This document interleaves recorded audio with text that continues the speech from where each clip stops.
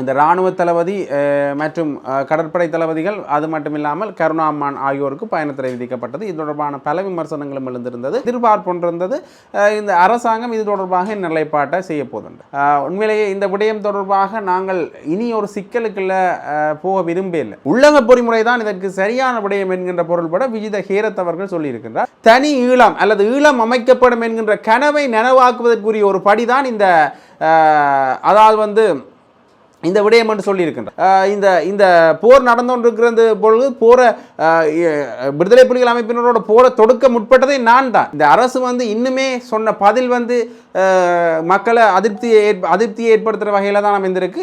பணம் சேருகின்றது, அது தவறான வழியில் இவர் கையாளுகின்றாரோ அல்லது சொந்த செலவினங்களுக்காக பயன்படுத்துகின்றாரோ என்கின்ற கேள்வி இருந்தது. அது தொடர்பாக புலம்பெயர் தமிழர்கள் யாராவது நிரூபித்தால் இந்த விடயத்தை நான் என்னுடைய பதவியில் அல்லது அரசியல் வாழ்விலிருந்து விலகிக் கொள்கின்றேன் என்று அவர் சொல்லியிருக்கிறார். பொது வேட்பாளராக நிறுத்தப்பட்டார். ஏற்கனவே ஜனாதிபதி வேட்பாளர் நிறுத்தப்படுகின்ற பொழுது பொது வேட்பாளர் ஒருவர் நிறுத்தப்பட்டிருந்தார். அதே போல அர்ச்சுனா ராமநாதனுக்கும் இந்த பொது வேட்பாளர் தொடர்பான ஆஃபர் ஒன்று வந்தது. அதில் பல கோடி ரூபாயை தருவதாக கூறினார்.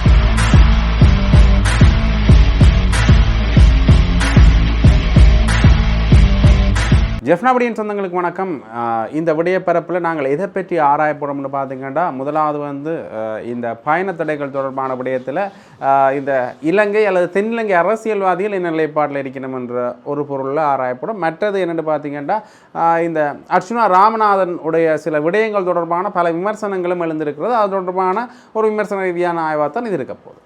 அந்த வகையில் முதலாவதாக இந்த பயணத்தடை தொடர்பான விடயங்களை பற்றி நாங்கள் பார்த்தா, உங்களுக்கு தெரியும், ஏற்கனவே இந்த இராணுவ தளபதி மற்றும் கடற்படை தளபதிகள் அது மட்டும் இல்லாமல் கருணா அம்மான் ஆகியோருக்கு பயணத்தடை விதிக்கப்பட்டது. இது தொடர்பான பல விமர்சனங்களும் எழுந்திருந்தது தென்னிலங்கை பரப்பில் இருந்து. ஆனால் புலம்பெயர் தேசத்தில் இருந்தோ அல்லது தமிழ் மக்கள் மத்தியிலேயோ இதற்கான வரவேற்புகள் அதிகமாகத்தான் இருந்தன. இருந்தாலும் கூட இதில் அரச தரப்பு இன்னுமுமே பதில் சொல்லலை என்கின்ற விமர்சனம் இருதரப்பிலையுமே இருந்தது. தமிழ் மக்கள் தரப்பிலையும் இருந்தது, தென்னிலங்கை அரசியல்வாதிகள் தரப்பிலையும் இருந்தது. என்ற ஒரு எதிர்பார்ப்பு ஒன்று இருந்தது. இந்த அரசாங்கம் இது தொடர்பாக நிலைப்பாட்டை செய்ய போதுண்டு.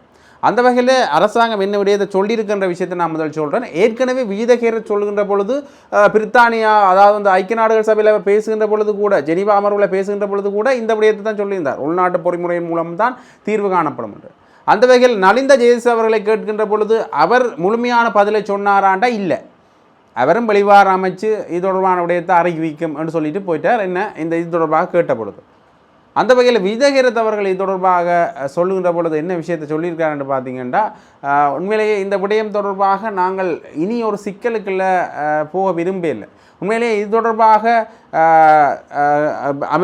தொடர்பான ஒரு விடயத்தை பிரித்தானியா கொண்டு வந்திருக்கு. இந்த பயணத்தொடர்பு தொடர்பான விடயத்தை இதை திருப்பியுமே நாங்கள் இதுக்குள்ளே கொண்டு வந்து வெளியக பொறிமுறை ஊடாக நாங்கள் இதற்கு தீர்வு காணுவோம் என்றால் மீண்டும் சிக்கல் நிலை தான் பேர்.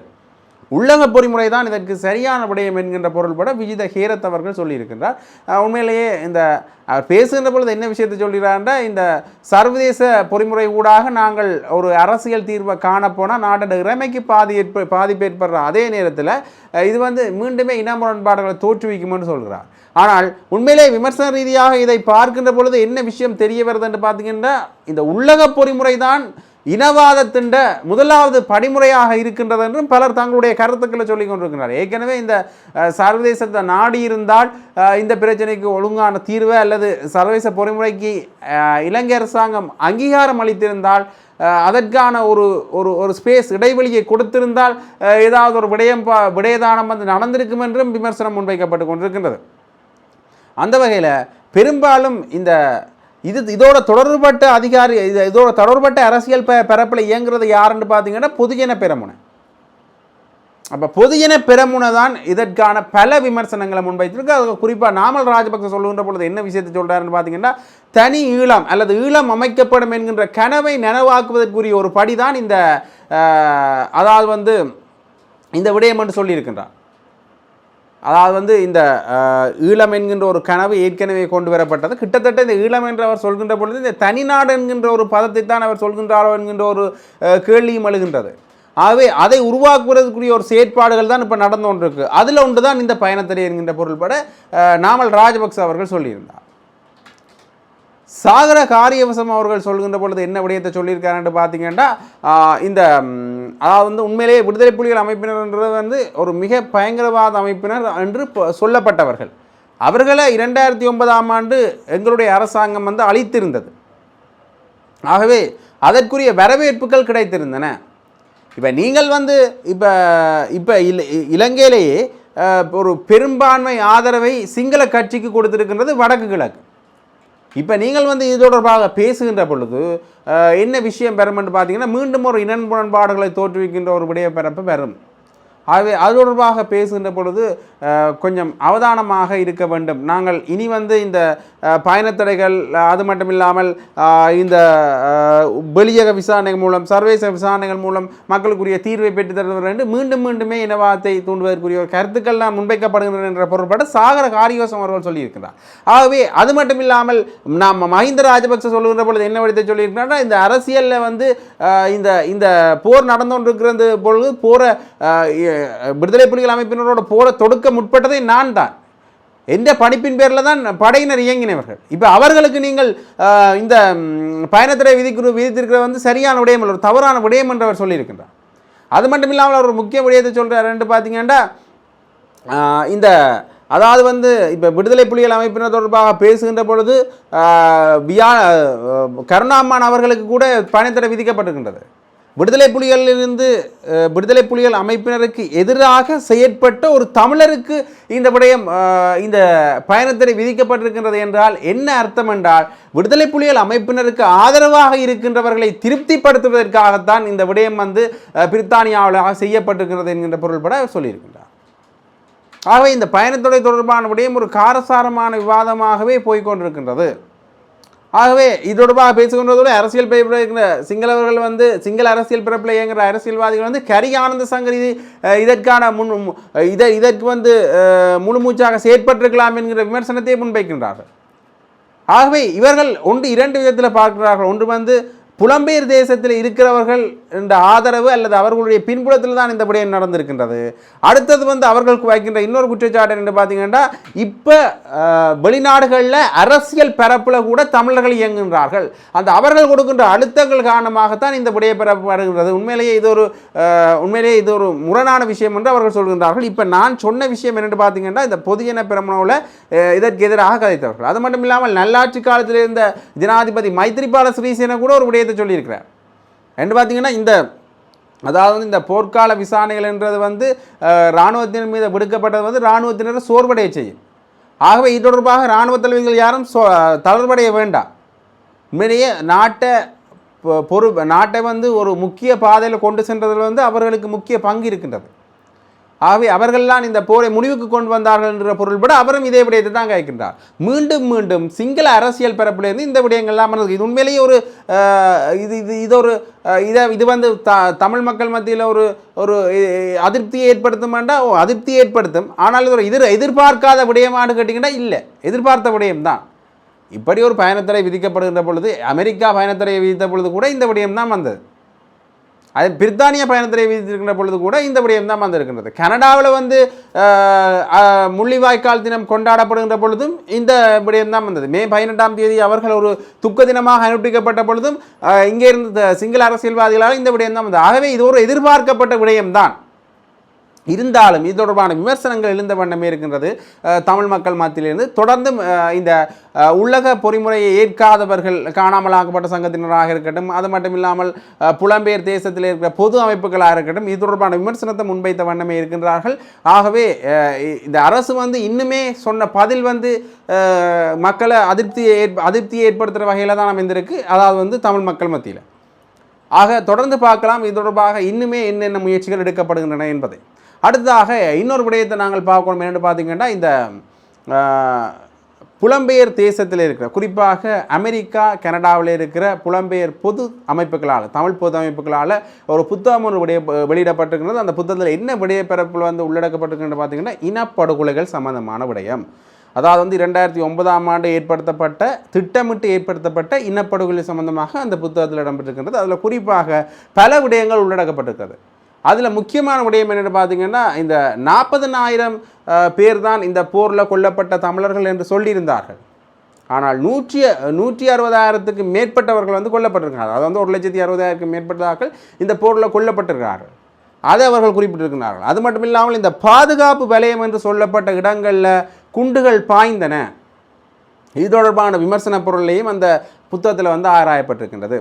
அது மட்டும் இல்லாமல் பாலியல் சித்திரவதைகள், பாலியல் ரீதியான வதைகள், அரசியல் கைது செய்யப்பட்டவர்கள் சித்திரவதை செய்யப்பட்டது. அது மட்டும் இல்லாமல் சரணடைந்தவர்களை கூட அவர்கள் சித்திரவதை செய்தார்கள்.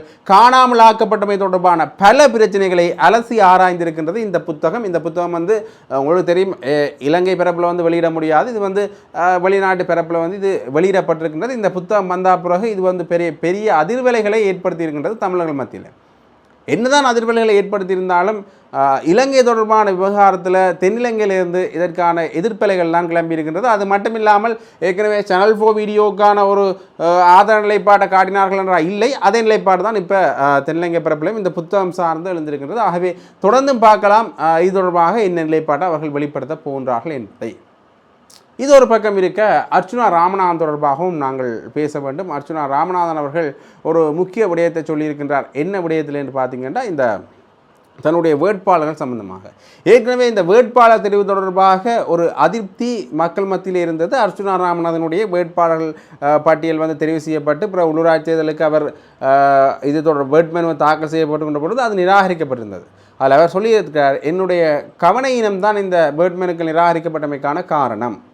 சரி, இது ஒரு பக்கத்து இருக்கட்டும். இன்னொரு முக்கியமான விஷயம் வந்து அவர் மேலே விமர்சனமாக முன்வைக்கப்படுறது என்னென்னு பார்த்தீங்கன்னா, இந்த விடயப்பரப்பில், அதாவது இந்த குறிப்பிட்ட விடயப்பரப்பில் வந்து நான் நிறைய பேரை, அதாவது வேட்பாளர்கள் தொடர்பாக வேட்பாளர்கள் எடுக்கின்ற பொழுது அண்மையில் அருண் சித்தார்த்தன் ஒரு காணொலியில் சொல்லியிருந்தார் என்று பார்த்தீங்கன்னா, இவர் வேணுமெண்டே சைன் பண்ணிட்டு கொண்டு வந்த மாதிரியே இருக்குது, இவர்களை சைன் பண்ணிட்டு கொண்டு வந்த மாதிரியே இருக்குது. இது தொடர்பாகவே நாங்கள் ஊழல் எதிர்ப்பு ஆணைக்குழுக்கு போனால் அவர்கள் கைது செய்யப்படுவார்கள் என்று. அது தொடர்பாக அர்ச்சுனா ராமநாதன் அவர்கள் சொல்கின்ற பொழுது என்ன விடயத்தை சொல்லியிருக்கிறார், உண்மைதான் இந்த வேட்பாளர்களுக்கு வந்து ஒரு பிரச்சனை ஒன்று இருந்தது, ஒரு நெருக்கடி ஒன்று எங்களுக்கு இருந்தது உண்மைதான்.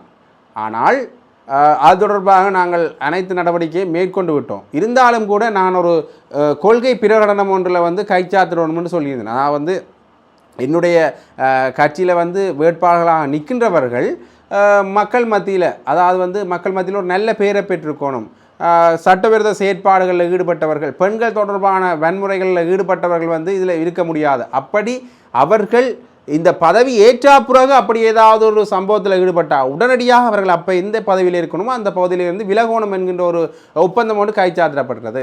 அந்த ஒப்பந்தம் கைச்சாத்திடணும் என்று சொன்ன பிறகுதான் பலர் இங்கே இருந்து விலகி இருக்கின்றார்கள் என்கின்ற ஒரு விடயத்தை அவர் சொல்லியிருக்கின்றார். இந்த வேட்பாளர்கள் தொடர்பான விடயத்தை அறிவிக்கின்ற பொழுது வேட்பாளர் பிரச்சனை எங்களுக்கு மேற்பட்டதுன்றதை ஒத்துக்கொள்கிறார். அதற்கான காரணத்தையும் அவர் தெளிவாக குறிப்பிடுகின்றார். அடுத்ததாக இன்னொரு முக்கியமான விடயத்தையும் நாங்கள் பார்க்கணும் என்று பார்த்தீங்கன்னா, இந்த இவருக்கு நிறைய பணம் சேருகின்றது, அது தவறான வழியில் இவர் கையாளுகின்றாரோ அல்லது சொந்த செலவினங்களுக்காக பயன்படுத்துகின்றாரோ என்கின்ற கேள்வி இருந்தது. அது தொடர்பாக புலம்பெயர் தமிழர்கள் யாராவது நிரூபித்தால் இந்த விடயத்தை நான் என்னுடைய பதவியில் அல்லது அரசியல் வாழ்விலிருந்து விலகிக் கொள்கின்றேன் என்று அவர் சொல்லியிருக்கின்றார். அடுத்ததாக இன்னொரு முக்கியமான விடயத்தையும் அவர் சொல்லியிருக்கின்றார் என்று பார்த்தீங்கன்னா, இந்த புலம்பெயர் தேசத்தில் இருக்கிற ஒருவர் வந்து ஒரு குறிப்பிட்ட அமைப்பு அல்லது ஒருவர் வந்து எனக்கு வந்து ஒரு ஒரு ஒரு ஒஃபர் ஒன்றை சந்தார்கள், அதாவது பொது வேட்பாளராக நிறுத்தப்பட்டார். ஏற்கனவே ஜனாதிபதி வேட்பாளர் நிறுத்தப்படுகின்ற பொழுது பொது வேட்பாளர் ஒருவர் நிறுத்தப்பட்டிருந்தார். அதே போல் அர்ச்சுனா ராமநாதனுக்கும் இந்த பொது வேட்பாளர் தொடர்பான ஒஃபர் ஒன்று வந்தது. அதில் பல கோடி ரூபாயை தருவதாக கூறினார்கள். நான் அதற்கு ஒப்புக்கொள்ளவில்லை என்றும் அவர் சொல்லியிருக்கின்றார். இப்படி பல புதிய விடயங்களையும் பல காரசாரமான விவாதங்களையும் தனியார் ஊடகம் ஒன்றுக்கு வழங்கிய நேர்காணலில் அவர் குறிப்பிட்டிருக்கின்றார். இது தொடர்பான பல விமர்சனங்களும் எழுந்திருக்கின்றது. அது மட்டும் இல்லாமல் இந்த ஒருங்கிணைப்பு குழு கூட்டம் தொடர்பாக நாங்கள் பார்க்கின்ற பொழுது அர்ச்சுனா ராமநாதன் மேலே பல விமர்சனங்கள் எழுந்திருந்தது. அவர் தனிப்பட்ட விடயங்களை பேசிக் கொண்டிருக்கின்றார் என்கிற விடயம் இருந்தது. உண்மையிலேயே அது ஒரு பிழையான விடயம்தான்.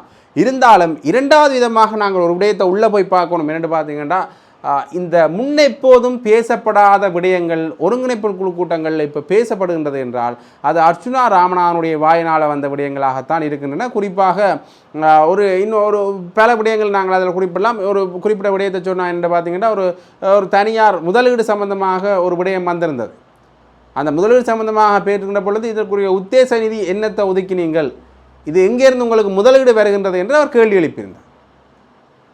அது கேள்வி எழுப்பிக்க கொழும்புல இது தொடர்பாக வந்திருந்த நபரும் பதிலளிப்பையில் அமைச்சர் சந்திரசேகர் அவர்கிட்ட சொல்கின்ற பொழுதும் என்னென்று தெரியாது, எங்களுக்கு உத்தேச நிதி எவ்வளவு என்று தெரியாது, அது மட்டும் இல்லாமல் யார் முதலீட்டாளர்கள் என்று தெரியாது, எங்கேருந்து நிதி பெறப்போகுது என்ற விடயமும் எங்களுக்கு தெரியாதுன்னு சொல்லியிருந்தார். அப்போ தெரியாத ஒரு விடயத்தை நீங்கள் பேசுகின்ற பொழுது வெளிநாட்டுக்கு விற்கப் போகிறீர்களா அல்லது வெளிநாட்டுக்கு ஏற்கனவே தெரியும் உங்களுக்கு சீனா வந்து பல இடங்களை ஆக்கிரமித்திருந்தது. அந்த வகையில் வெளிநாட்டுக்கு எங்களுடைய இடங்களை விற்கப் போகின்றார் என்கின்ற சந்தேகம் எங்களுக்கு எழும்புகின்றன என்ற கேள்வி எழுப்பியிருந்தார். அதற்கு எந்த ஒரு பதிலும் வழங்கப்படவில்லை. பிறகு சந்திரசேகரன் அவர் சொல்லியிருந்தார், இது தொடர்பாக ஆராயப்பட்டு பாராளுமன்ற உறுப்பினர்களுடைய ஒப்புதல் இருந்தால் இது நிறைவேற்றப்படும், இல்லாட்டி நிறைவேற்றப்படாது என்கிற பொருள்பட அந்த விடயம் முடிக்கப்பட்டது. ஆகவே சில விடயங்களில் அர்ச்சுனா ராமநாதன் அவர்கள் இப்போ கொஞ்சம் புள்ளிவரத்தோடு இறங்கி இருக்கின்றார். அந்த கோப்பாய் டிசிசி மீட்டிங் தொடர்பான பல விடயங்களை அவர் சொல்லியிருந்தார். அதிலையும் குறிப்பாக இந்த இராணுவ முகாம்கள் அகற்றணும், மக்களிட காணிகளை மீள கையொழிக்கணும் என்பது தொடர்பான நான் ஒரு ஸ்லைட் ஒன்றை போட்டிருப்பேன். அதை ஏதோ திட்டமிட்ட ஏதோ வகையில் நீக்கப்பட்டிருக்கின்றது. அது தொடர்பாக நான் கேட்கின்ற பொழுதுதான் திருப்பி அவர்கள் அதை சொல்கின்றார்கள். உண்மையிலேயே மக்களுக்கு தேவையான கூட இங்கே இராணுவ முகாம்கள் நீக்கப்படுதல், மக்களுடைய காணியை வைட்ட கொடுக்கணும், அந்த விஷயம் தான் தேவை. ஆனால் அதை விட்டுட்டு விளையாட்டரங்கள் கட்ட போன்றேன், மக்களை மகிழ்ச்சிப்படுத்த போன்றேன் என்ற பொருள்பட அவர்கள் கைத்தொண்டிருக்கின்றார்கள். முதல்ல காணியை விடுவீங்க என்ற பொருள்பட தான் நான் அந்த ஸ்லைட்டை போட்டான். அதையும் அவர்கள் அதிலிருந்து நீக்கிவிட்டார்கள். அப்புறம் நான் சொன்ன அப்புறம் தான் அந்த விஷயம் தொடர்பாக ஆராய்ந்திருக்கின்றார்கள். அது மட்டும் இல்லாமல் ஆணையரவில் வந்து தேர்தல் மூட்டங்களில் சோதனை சாவடிகள் நீக்கியிருந்தீங்க. பிறகு சோதனை சாவடிகள் பார்த்துக்கிட்டா உள்ளே வந்திருக்கு. கொஞ்ச நாளைக்கு பிறகு அதே சோதனை சாவடிகள் மீளவும் வந்திருக்கின்றது. ஆகவே அது தொடர்பான விடயதானத்திலையும் நீங்கள் ஆராயணும் என்று அவர் சொல்லியிருக்கின்றார். அது மட்டும் இல்லாமல் எங்கள்கிட்ட எவ்வளவு பணம் இருக்கின்றது என்ற விடயத்தை நீங்கள் தெளிவாக சொல்லுங்கள், இன்னும் திட்டமிடல்கள் இருக்கின்ற விடயத்தை தெளிவாக சொல்லுங்கன்னு சொல்லியிருந்தார். அது மட்டும் இல்லாமல் யாழ்ப்பாண ஒருங்கிணைப்பு குழு கூட்டத்தில் நடந்த அந்த இளங்குமரன், அது மட்டும் இல்லாமல் அர்ச்சுனா ராமநாதனுக்கு இடையில் நடந்த வாக்குவாதங்கள் தொடர்பாகவும் அவர் பேசியிருந்தார். இன்னொரு முக்கியமான விடயம் தொடர்பாக கேள்வி எழுப்பப்பட்டது அடை என்று அவர் சொன்னார் என்று. அது மட்டும் இல்லாமல் இது இன்டர்நெட்டில் பல விடயங்களாக பல பல பல காலங்களாக இந்த விடயம் நடந்து தான் இருக்கின்றது என்று பொருள்பட அந்த அடை சம்பந்தமான விடயத்துக்கும் அவர் ஒரு விடயத்தை தெளிவுபடுத்தினார். ஆகவே இந்த ஒருங்கிணைப்பு குழு கூட்டம், யாழ்ப்பாண ஒருங்கிணைப்பு குழு கூட்டம் தொடர்பான அந்த விடயத்துக்கும் அவர் தன்னுடைய தெளிவுபடுத்தலையும் வழங்கியிருந்தார். இப்படியாக அர்ச்சுனா ராமநாதனுடைய விடயப்பிறப்பு இப்படி இருக்கிறது. இந்த காணொலி மூலமாக என்ன விடயத்தை சொல்ல வருகின்றேன் என்று பார்த்தீங்கன்னா, அர்ச்சுனா ராமநாதன் இப்போ ஓரளவுக்கு கொஞ்சம் அந்த தன்னுடைய விடயதானங்களில் பேச ஆரம்பித்திருக்கிறார். அது மட்டும் இல்லாமல் மக்கள் பிரச்சனையும் கையில் எடுத்திருக்கின்றார். முன்னைய நாட்களில் இவர் சில மக்கள் பிரச்சனையை கையில் எடுத்தாலும் கூட அது தொடர்பான உரிய வேலைப்பாடுகளை தொடர்ந்துமே கையில் பிடிச்சோண்டு அவர் போயில்லை என்ற விமர்சனம் இருந்தது. அது மட்டும் இல்லாமல் அவர் வேறு விடயங்களையும் தேவையில்லாமல் கதைக்கிறார் என்கிற விடயம் இருந்தது. ஆகவே இப்போ மக்கள் வைக்கிற ஒரு கருத்து என்னென்னு பார்த்தீங்கன்னா, அர்ச்சுனா ராமநாதன் அவர்கள் மக்கள் பிரச்சனையை கையில் எடுத்திருக்கின்றார். தொடர்ந்துமே இதில் அவர் பயணப்படணும், தேவையில்லாத சர்ச்சைகளில் சிக்காமல் தொடர்ந்துமே பயணப்படணும் என்பதுதான் உண்மையிலேயே இதுதான் பலருடைய ஆர்வமாகவும் தேவைப்பாடாகவும் இருக்கின்றது. ஆகவே தொடர்ந்து பேசலாம். இந்த மக்களுடைய பிரச்சனைகள், அரசியல் பிரச்சனைகள், தென்னிலங்கையில் இருக்கிற அரசியல் பிரச்சனைகளையும் வடக்கு கிழக்கில் இருக்கிற அரசியல் பிரச்சனைகள் தொடர்பாகவும் தொடர்ந்து ஆராயலாம். அதற்கு ஜெஃப்னா புடியன் சேனலோட நீங்கள் இணைஞ்சிருங்கோ. நன்றி, வணக்கம்.